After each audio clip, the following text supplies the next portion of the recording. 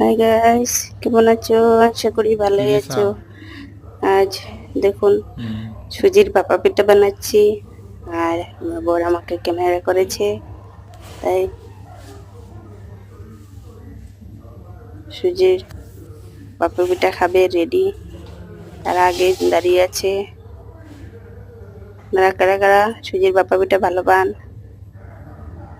তাই আমি রেসিপি নিয়ে আসবো, করে বলবেন, কমেন্ট করবেন।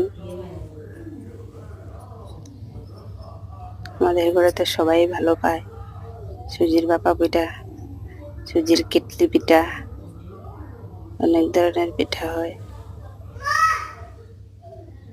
নারকেল দিয়ে বানাচ্ছি, আবার তো মাঘ মাস বিহু এসে পড়তেছে, আবার বানাবো, বললে আমি আপনাদেরকে বানাতে পারবো।